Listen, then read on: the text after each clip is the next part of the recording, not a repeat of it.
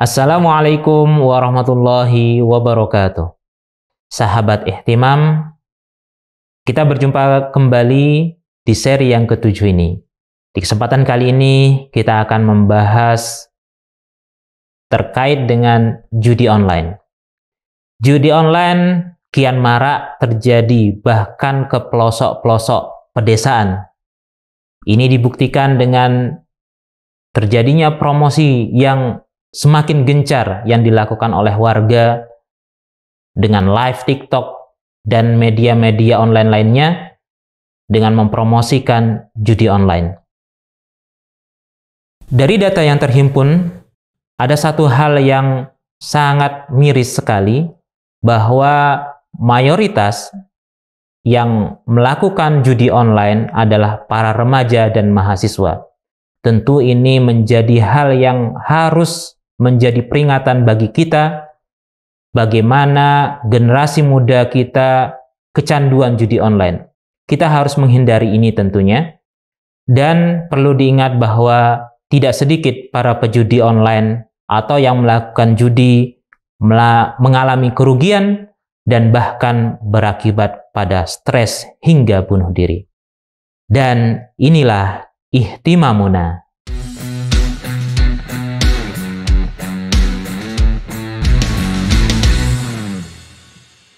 Pilihan berikutnya, saudara, gelapkan uang kantor demi judi.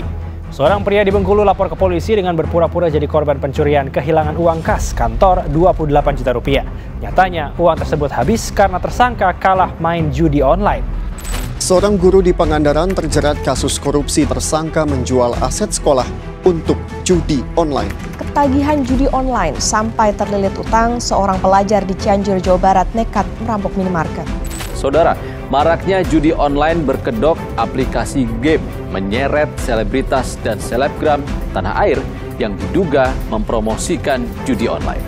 Tak hanya dilarang, judi online pun berpotensi menyebabkan kecanduan, mempengaruhi kesehatan mental, dan memicu kriminalitas.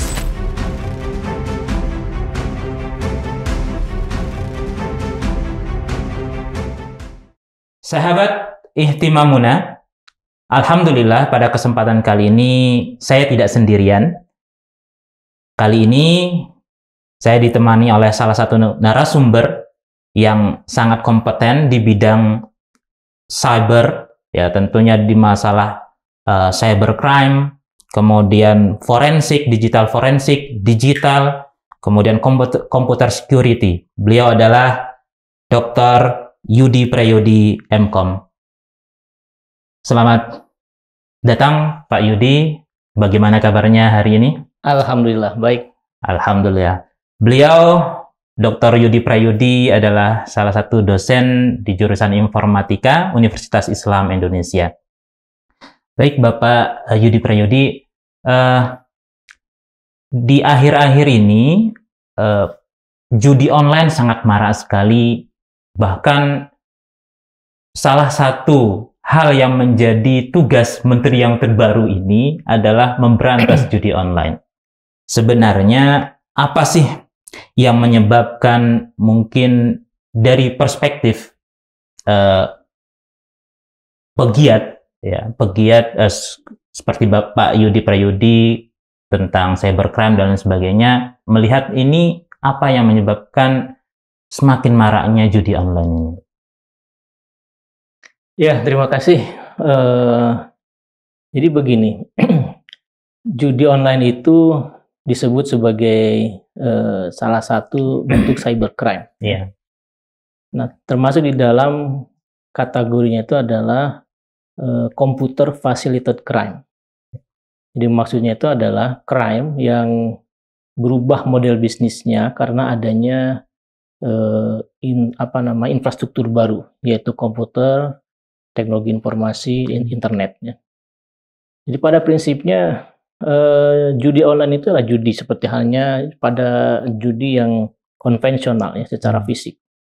Jadi kalau kita perhatikan, kalau secara fisik judi itu ya ada beberapa unsur yang menjadi kategori identifikasi awalnya ya. Pertama tentunya ada barang yang dipertaruhkan ya. kemudian ada taruhannya, kemudian ada yang istilahnya tuh pengelola atau bandarnya, kemudian ada pemainnya, dan kemudian ada hasil ya dari dari judi itu ya.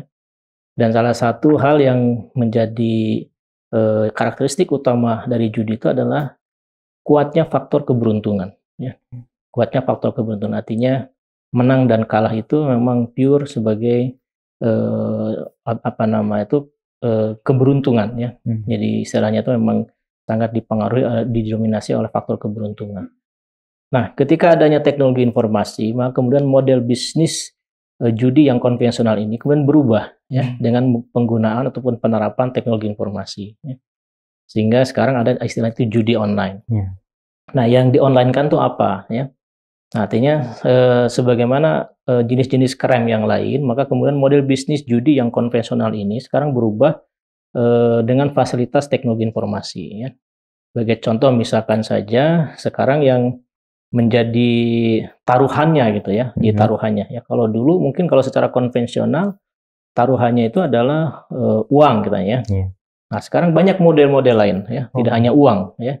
Bentuknya tidak uang murni gitu ya. Nah, tapi model-model yang lain. Ada yang namanya istilahnya voucher, ada yang namanya istilahnya tuh koin, ada macam-macam istilah gitu ya. Tapi intinya ya memang uang yang kemudian diubah bentuknya ya.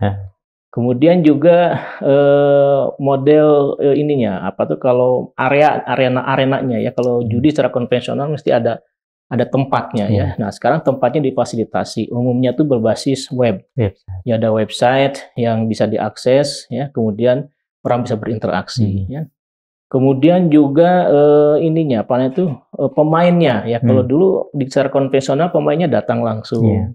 Kemudian bisa diketahui langsung. Tapi dengan judi online ini maka sekarang orang cukup dengan membuat akun, kemudian dia bisa berada dimanapun, dia lebih luas lagi penetrasi penyebarannya gitu ya. Jadi itulah yang menyebabkan kemudian ada istilah judi online. Jadi pada prinsipnya itu adalah judi secara biasa ya, tetapi kemudian model bisnisnya itu berubah dengan menggunakan teknologi informasi. Maka muncullah yang disebut dengan judi online.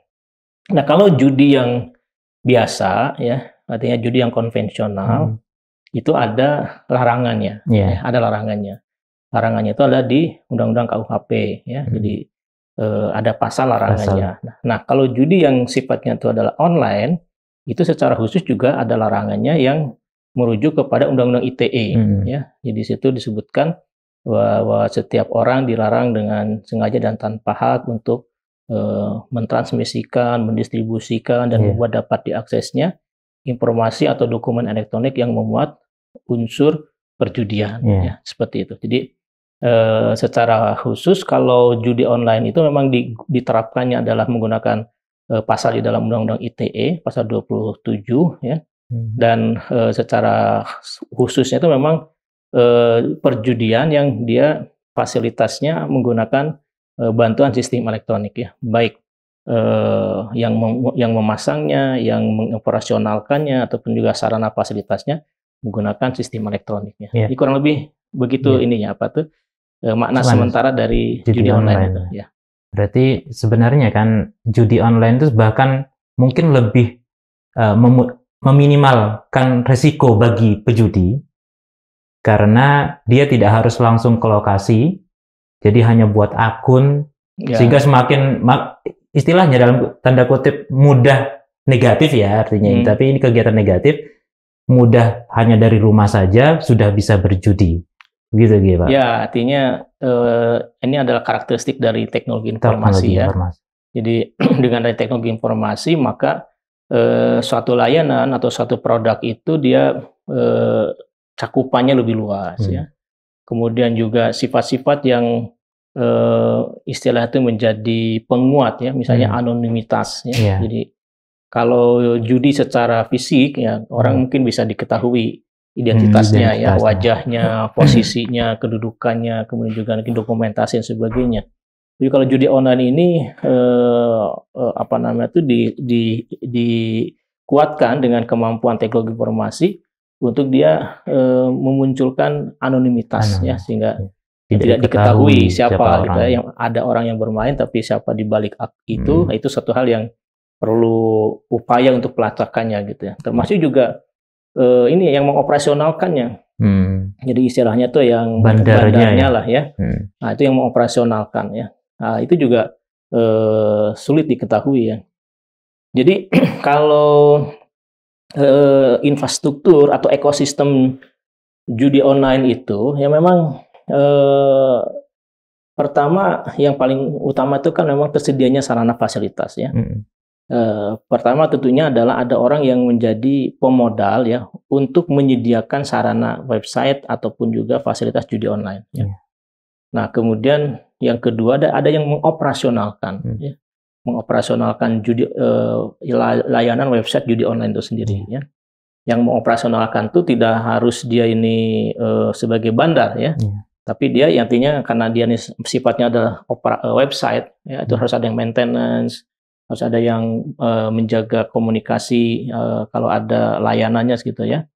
Nah, tentunya juga ada pemodalnya ya, seperti itu. Dan ada juga ekosistem lainnya dari judi online itu ada orang yang memfasilitasi untuk tadi untuk misalnya membeli voucher, untuk bisa melakukan deposit ya. Kemudian juga ada yang pemainnya itu sendiri gitu ya. Jadi memang cukup kompleks judi online ini, tetapi semuanya itu disembunyikan ataupun ditutupi dengan prinsip-prinsip anonimitas ya. Makanya di dalam istilahnya itu upaya-upaya pengungkapan judi online ini itu yang lebih mudah dideteksi itu memang yang bermain, yang bermain ya. Dan kalau dibalik itu semuanya, katakanlah yang mengoperasionalkan, kemudian yang mendanai ataupun juga mungkin sebagai pemodal utamanya itu memang agak sulit dideteksi. Ya. Nah, di sisi lain juga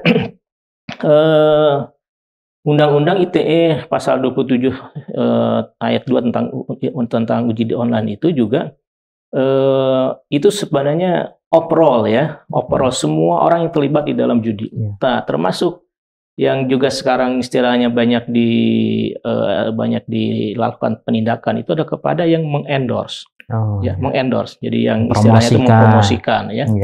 Nah, karena mempromosikan itu kalau dalam Undang-Undang ITE itu masuk di dalam kategori tadi mentransmisikan, mendistribusikan, membuat dapat diaksesnya informasi yang memuat unsur kejudian. Nah, ini endorse gitu ya, seperti itu. Jadi yang paling mudah itu memang dua aspek tadi ya, yang bermain dan yang mengendorse ya. Karena kalau mengendorse kan jelas, akunnya jelas, siapa orangnya.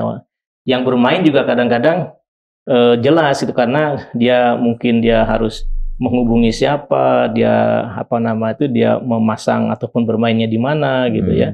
Nah, itu jelas. Tapi yang di sisi lain, nah itu yang kadang-kadang agak kesulitan. Sehingga kalau hari ini ada informasi mengenai aparat berhasil katakanlah membongkar elemen-elemen dari sisi lainnya, dari sisi yang mengoperasionalkan atau yang yang memfasilitasi, itu sebenarnya suatu keberhasilan luar biasa itu. Karena memang agak kesulitan untuk mengungkap sisi lain daripada judi online, yaitu dari sisi pengelolanya gitu. Oke, baik. Nah, kemudian tadi kan sempat disinggung terkait dengan bahwa judi online ini kan terkait dengan keberuntungan. Iya. Nah, apakah memang bandar lah atau yang memiliki judi ini memang men-setting bahwa artinya acak bahwa pemain itu bisa ya kalau memang beruntung ya pasti akan menang. Nah, atau memang bandar itu sudah men-setting awalnya menang, pasti nanti akan merugi. Nah, itu seperti apa, Pak? Ya, itu memang psikologis ya. Jadi yang namanya orang mempromosikan barang itu kan juga ada satu aspek yang bagaimana agar orang itu merasa ada kebutuhan untuk terus ya. Jadi sifatnya tuh dia ini terikat gitu ya. Jadi kalau orang katakanlah menikmati barang tertentu sudah belum apa-apa sudah dia nggak enjoy, ya mesti nggak akan berlanjut ya. Tapi orang kan berusaha untuk bagaimana menarik ya agar setiap orang bisa kalau menikmati sesuatu bisa lebih lama lagi, ya. Bisa bermain lebih lama, bisa istilahnya tuh mendapatkan keuntungan yang lebih diyakini sebagai satu keberuntungan bagi dirinya gitu ya. Jadi sebenarnya sebuah model-model permainan yang pada prinsipnya sudah ada rule of the game-nya gitu ya. Rule of the game-nya gitu. Jadi proses bisnisnya memang seperti itu gitu. Jadi kalaupun memang pure keberuntungan ya barangkali ada juga ya yang mungkin 1-2 yang pure keberuntungan gitu ya. Tetapi ya sebagian besar barangkali tadi memang sudah ada rule of the game dari permainan-permainan itu ya. Yang intinya itu mendesain agar orang itu berusaha untuk stay gitu ya, untuk dia nih tambah waktunya, tambah dia nih bermainnya gitu ya, sehingga istilahnya itu kecanduan lah ya, bahasa itu mungkin ya, ada kecanduan untuk terus di situ ya. Maka emosionalnya itu dimainkan gitu. Maka antara menang dan kalah gitu ya, rugi dan untung itu disetting sedemikian rupa sehingga akhirnya ya orang tidak merasa bahwa dia ini sebenarnya ada di dalam suatu skema ya yang memang sudah disetting gitu. Jadi dia merasa itu adalah memang pure keberuntungan dia gitu. Ya, baik. Kemudian ini Pak, terkait dengan judi online kan banyak website-website yang saat ini di take down oleh pemerintah, ya khususnya di Komdigi ini. Namun ternyata masih juga banyak yang tetap kembali muncul website-website judi ini. Sebenarnya cara paling ya artinya mungkin dari perspektif Pak Yudi sebagai yang memahami cyber law ya, kemudian bagaimana untuk memberantas judi-judi online ini, website-website ini sehingga memang paling nggak meminimalkan lah agar ya generasi muda kita nanti terhindarkan dari judi online ini. Memang ini tidak lepas dari banyak aspek regulasi ya. Jadi kalau kita perhatikan model bisnisnya judi online kan pertama ada program yang dibuat oleh seseorang yang mengarah kepada tadi judi ya. Jadi dia sebagai programmernya. Kemudian ada satu fasilitas hosting ya, nama domainnya. Kemudian ada fasilitas server yang menghostingnya ya. Nah, itu dari sisi infrastruktur ya. Kemudian ada akses untuk dia dipublikasikannya ya. Nah, selama ini salah satu kelemahan kita di Indonesia ini, infrastruktur di Indonesia ini memang regulasi terkait dengan terutama hosting ya. Jadi terutama akses internet ini kita agak sulit melakukan kontrol karena banyak sekali pintu untuk itu ya. Artinya kita tidak menerapkan regulasi satu pintu dalam hal internet ini. Jadi ada banyak pintu ya. Sehingga ya memang agak kesulitan melakukan kontrol seperti itu ya. Nah, yang bisa dilakukan oleh pemerintah misalkan saja, yang pertama yang paling mudah itu memang mendeteksi ya website-website ataupun juga nama-nama domain yang mengarah kepada unsur judi online ya. Nah, itu yang kemudian akan di take down ya, akan di protect ya istilahnya itu ya, dan di protect dari akses ya. Tetapi juga itu sebenarnya tidak menyelesaikan masalah karena yang dilakukan itu tidak pure untuk di take down ya, tetapi dia mungkin hanya memprotek untuk akses saja ya, memprotek aksesnya. Dia ada banyak teknik untuk membypass akses juga ya, seperti itu. Nah, kemudian hal lain itu tentunya adalah sekarang sebagai contoh misalnya banyak sekali situs-situs yang sering ditumpangi dengan judi online ya. Istilahnya gacor dan sebagainya itu. Ya, itu dari mana itu ya? Salah satunya itu adalah karena banyaknya website yang sekarang ini ada yang tidak di-maintain dengan baik dari sisi security-nya ya, sehingga diambil alih gitu. Ya, salah satu itu begitu ya. Sehingga banyaknya website yang ada ya, baik dari sisi nama domainnya atau nama subdomainnya itu yang sudah tidak lagi di-maintain. Ya. Nah, karena tidak di-maintain, maka kadang-kadang ada hole dari aspek security-nya. Sehingga hanya kemudian bisa di take over, kemudian disitulah dia mengupload ataupun memanfaatkan space yang ada ini untuk menghosting program tadi sehingga akhirnya bisa diakses begitu ya. Nah, itu memang kendalanya seperti itu. Jadi kalau mau istilahnya tuh ya memproteksi ataupun juga mencegah penyebaran judi online itu ya memang regulasi juga harus dikuatkan ya. Regulasi dikuatkan. Jadi potensi-potensi celah-celah untuk hosting judi online itu juga diproteksi, diperketat itu. Dan sebagai contoh hostingan mengenai situs-situs judi online itu kan sebagian besar servernya itu tidak di Indonesia ya. Jadi menggunakan server-server. Kemudian juga operasionalnya ataupun yang mengoperasionalkannya juga tidak di Indonesia ya. Ada satu negara yang sekarang ini disebut sebagai negara yang cukup dominan lah ya di dalam mengoperasionalkan judi online ya. Karena bagi negara tersebut itu adalah pendapatan negara, tapi bagi kita itu adalah pelanggaran. Ya, seperti itu. Jadi memang perlu banyak hal yang nanti harus dilakukan ya, tidak hanya sekedar larangan saja, tetapi juga didukung oleh infrastruktur yang mendukungnya. Ya, salah satunya adalah tentunya mengenai pengetatan mengenai akses internet, kemudian juga regulasi-regulasi mengenai akses internet dan hosting domain ya, termasuk juga terutama pada orang-orang Indonesia yang yang menjadi menyediakan jasa. Ya.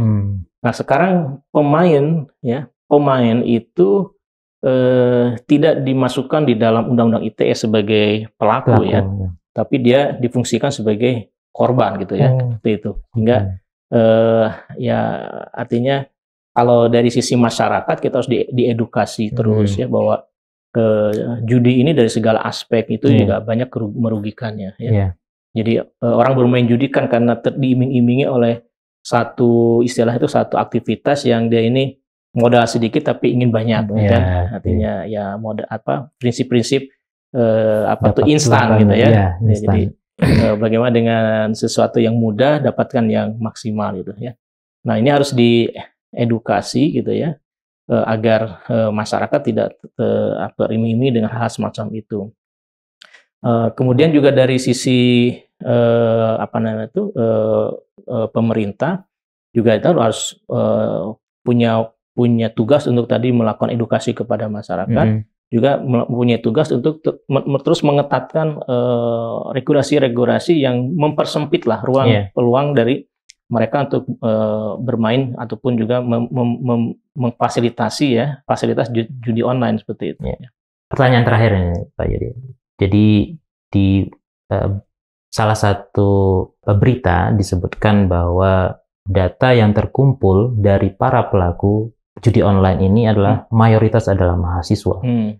Nah, kira-kira apa yang perlu dilakukan ya? Mungkin sebagai dosen, kemudian apa nasihat yang perlu kita sampaikan kepada teman-teman mahasiswa ini agar menghindari dan mereka tidak menyentuh judi online, karena tadi prinsip dari judi online kan awalnya biar mereka kecanduan, nyaman, instan, dapat duit dan lain sebagainya. Gitu. Jadi memang begini, judi yang banyak digemari ataupun menjadi korbannya itu adalah anak-anak muda mahasiswa ya. Itu memang judi yang dia ini ranahnya ini mendekati 11-12 dengan game. Nah, sebenarnya judi itu kan banyak ininya, istilahnya itu karakteristiknya ya. Mungkin kalau mahasiswa mereka nggak tertarik itu dengan namanya judi toto ya, judi togel itu ya, masang angka ya. Walau sekarang juga masih banyak gitu ya, judi toto itu, judi yang masang angka itu, atau judi yang lain ya. Nah, mahasiswa dia masuknya ke arah judi online itu adalah dari game online. Jadi ada batas tipis antara judi dengan game.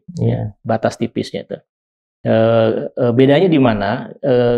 Game itu juga ada keuntungan. Tetapi game itu keuntungannya memang lebih kuat, dominasi kuatnya itu kepada skill, skill, strategi, kemudian knowledge ya. Itu kemenangan ataupun hal-hal yang didapat dari game itu memang banyak didasari oleh apa tuh struktur tadi ya, oleh aspek tadi, oleh skill, kemudian juga oleh strategi ya, kemudian juga oleh knowledge ya. Kemampuan. Ada sedikit keberuntungan juga ya, tetapi dominasi itu lebih kepada tadi. Nah, sementara judi itu memang dominasi itu kepada keberuntungannya.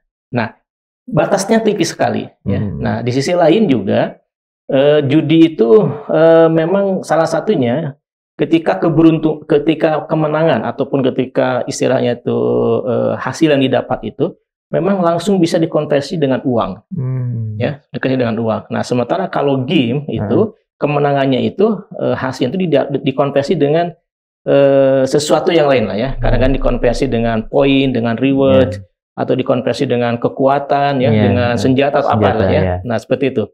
Nah, sekarang batas tipisnya itu ada ternyata game juga itu ada interaksi-interaksi yang memungkinkan untuk mengkonversi dengan uang, ya, sehingga misalnya kalau kita ini dapat diamond atau apa ya, nanti bisa dijual, nah dijual ke market dapat uang, ya, atau misalnya kita dapat poin sekian, dapat apa, nanti bisa ditukar dengan voucher gitu ya. Nah seperti itu. Jadi batas tipis itulah yang akhirnya mungkin mahasiswa itu atau generasi muda itu sebenarnya awalnya mungkin tidak berniat judi, ya, awalnya mungkin dia masuknya ke game gitu ya.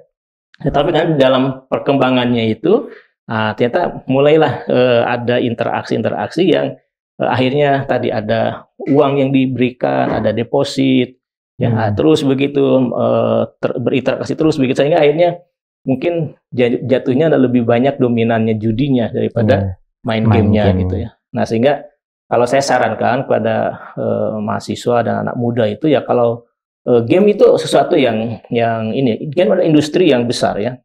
Jadi salah satu industri kreatif yang besar itu adalah game. Ya. Nah, itu silakan bermain game, tapi memang kita harus mulai bisa memilah gitu. Mana game yang memang pure sifatnya itu adalah kepada skill. Ya, seperti itu ya. Dan mana yang game yang mengarah kepada judi ya. Nah, sekarang kan ada satu olahraga yaitu namanya e-sports kan. Nah, e-sports kan sebenarnya game ya. Nah, itu ada cara positif ya, bagaimana bermain game yang akhirnya juga mendapatkan sesuatu nilai prestasi yang positif gitu ya. Nah, mahasiswa kadang-kadang tadi mungkin karena dia ini senang bermain game, akhirnya kemudian dia kok melihat sudut lain daripada game yang lebih sifatnya adalah ekonomis ya, hanya masa terlibat di dalam kasus-kasus yang mengarah kepada judi gitu, seperti itu. Baik, pembicaraan bincang-bincang kita yang sangat menarik, namun karena waktu dan lain hal mungkin kita cukupkan sini Pak Yudi. Mungkin lain waktu kita bisa ngobrol kembali dengan beberapa hal yang mungkin sesuai dengan bidang Pak Yudi terkait cybercrime dan lain sebagainya. Baik, sahabat Ihtimamuna, itulah bincang-bincang kami terkait dengan judi online, bahwa hindarilah judi online ini karena hanya sedikit manfaat yang akan kita dapatkan, lebih banyak mudarat atau lebih banyak hal yang akan melalaikan dan merugikan bagi diri kita. Dan ingat bahwa tidak sedikit orang yang melakukan judi online bahkan berakhir dengan stres. Banyak mendapatkan hutang sehingga stres dan berakhir bunuh diri. Semoga kita terhindar dari hal yang mudarat ini, hal yang dapat menyebabkan diri kita stres dan berakhir pada bunuh diri. Semoga kita dilindungi oleh Allah Subhanahu wa Ta'ala. Demikian yang dapat kami sampaikan. Mudah-mudahan bincang-bincang ini dapat memberi manfaat dan pembelajaran bagi kita semua. Kita akhiri. Assalamualaikum warahmatullahi wabarakatuh.